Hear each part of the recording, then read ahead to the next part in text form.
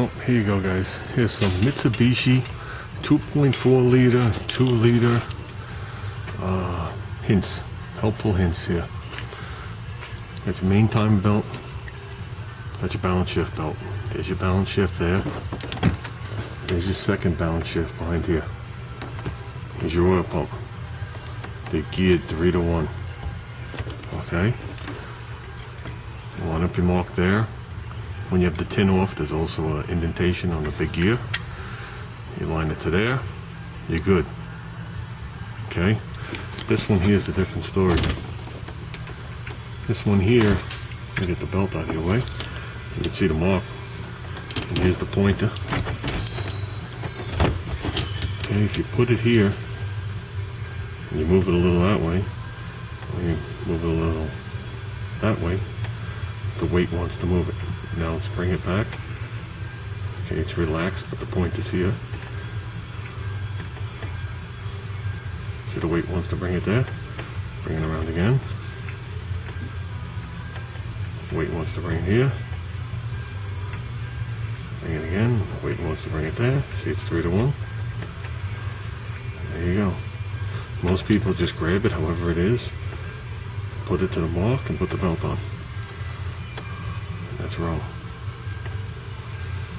This motor will vibrate at about 2200 RPM, make your teeth come out.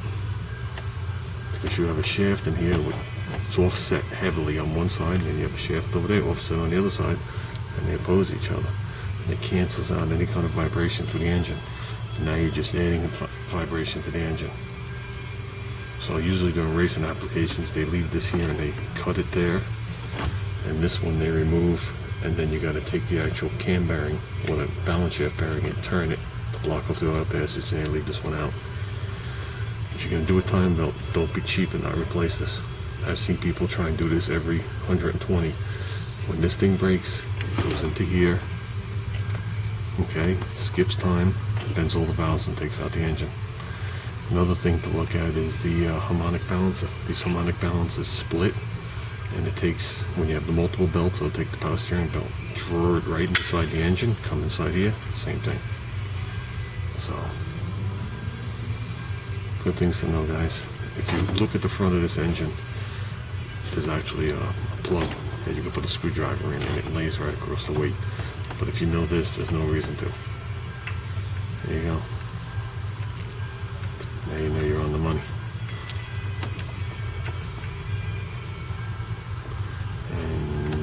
I know I'm not. So, let's get the gear on and get this thing done. We need this car fully compact. Okay, guys, a little light up in here.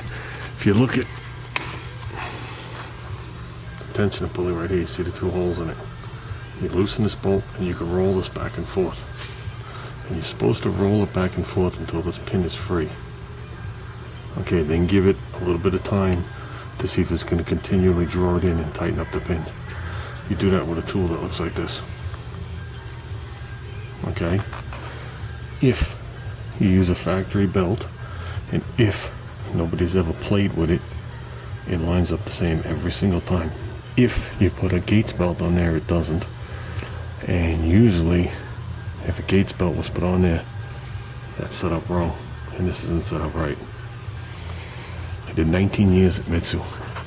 Our biggest money maker was these things coming from gas stations. These, the Eclipses, the Gallants, all the same setup, different engines, all the same. So, this was always wrong. And then when we came out with this style here, that was always wrong. I've even seen them flipped upside down. So, when it is said and done, this is what you're supposed to do. Done. All this thing is in here is a big spring with a plunger and a little weep hole, just like a shock absorber. And it constantly keeps tension up, but it has resistance to push it down. And it will flutter and keep it adjusting. So, that's it, guys. That's all you need to know about a Mitsu. And don't ever use aftermarket parts. Ever. Ever. That's why you see the Mitsus laying on the side of the road and in junkyards. It's all from aftermarket parts. They never got it right. 19 years with them. I love the aftermarket parts when they came in.